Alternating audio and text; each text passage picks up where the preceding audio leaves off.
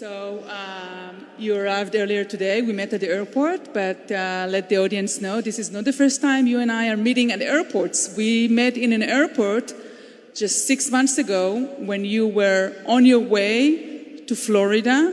You were just a new minister back then. I think you entered your job maybe a couple of days earlier. Right. And even before, getting to know your office, you were on the flight to Florida for the Surfside disaster. Can you tell us, 6 months in perspective, what did you think? Yes, this was 48 hours after the disaster here in Florida when the Prime Minister called me and said, it's time to go, Nachman. And I said, where to? And he said, to Florida. You've just heard him speaking, and you understand how important world Jewry is to Naftali Bennett. And he said, this is your mission now, to go right away to Surfside and talk to the Jewish community there. We knew at the time that quite a number of Jews from the local Jewish community were in the building. It's a huge disaster. And also he said, and I totally agree with him, that this was an exact time where Israel finally can show that friendship is not only one way, but two-way. And it's not only that we need America to help us, but it's also a time for us to try and come and help America. Golan and his team, thank you. Golan and his team came with us on the same flight. We rushed away. We met the governor just for coffee before. It was quite strange because the Americans, Golan didn't tell that, they were not so sure that the Israelis have something to offer to them, and it was a little bit confusing. But after a few hours, Golan told me the chief of the firefighters on the spot told him, listen, we need you very much.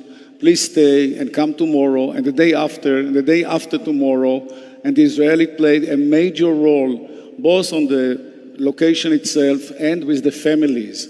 It was quite a scene to see Israeli officers addressing the families in one of the buildings somewhere. The Consul General will remind me where exactly it was. We went to see them, and they were sitting with them, explaining them what happened and how.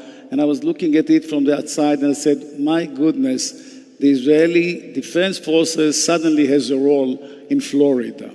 So this is it.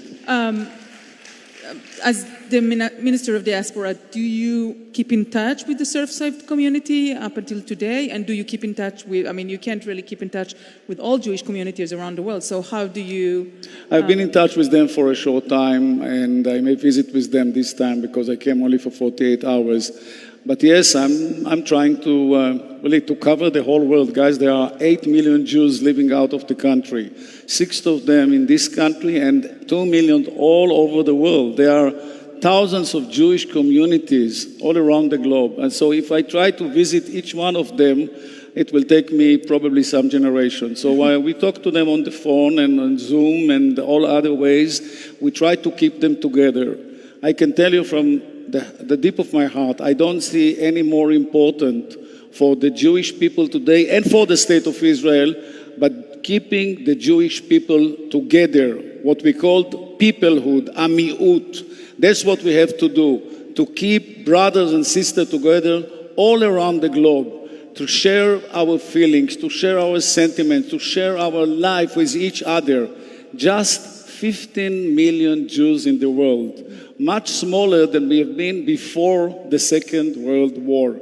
And we all remember what happened afterwards. Now, Minister Shai, the Jewish communities around the world, but also in the United States, have suffered unbelievable anti-Semitism in recent years. If you look at the events that took place in Pennsylvania and so on, what do you think is the role of the Israeli government in combating anti-Semitism against Jewish communities in the United States? I'm sure you're all aware of the unexpected rise of anti-Semitism, the spike of anti-Semitism in the past few months, especially after the last military campaign in Gaza. This was a kind of a turning point in terms of anti-Semitism in my office, which is constantly monitoring the level of content, of anti-Semitic content on the social media can really point out the point where it started. So we, on the one hand, try to figure out where it comes and from whom and how, and trying to take care of it, talking to the technology companies and address them about this phenomena. But at the same time, we are now building a whole apparatus within our ministry, and actually for the entire state of Israel. It is unacceptable that the state of Israel, the Jewish state has no official apparatus, official government authority dealing with how to combat anti-Semitism in the world. And this is a new mission for my office. It's a new mission for the government of Israel to try and look at that and see what we can do. And there's so much to do. I hope we can do it soon. The money is waiting for us. We just have to make the decision and go forward. Now, you are a new minister, 6 months into the job. I'm not that young, you know.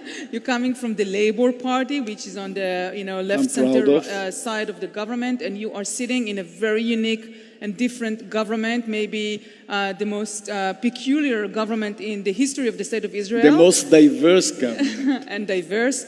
And with you, a prime minister coming from the other side of the political map. Can you tell us a bit about your this political life where you are from different walks of life, but you get along?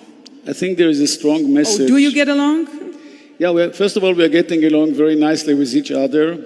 Cabinet meetings are short, and we don't shout at each other. And we realize that 28 Jews, can you believe it, can sit together in one room and work together. You saw? Miracles happen. Yes. And although we came from the right and center right, and then center and center left, and also an Arab party, 8 parties together, we managed, A, to pass the budget, that we had no budget for 3 years. B, to pass quite a number of reforms, over 30 reforms, allocating money to new priorities for Israel, of bridging gaps within the Israeli society, between Jews and Arabs, between center and periphery, between men and women. The women are represented and give government more than any other government in the past. 9 female government ministers, 11 government director generals. One of them is my office, my ministry is sitting here with us, Tziona Koenig-Meir.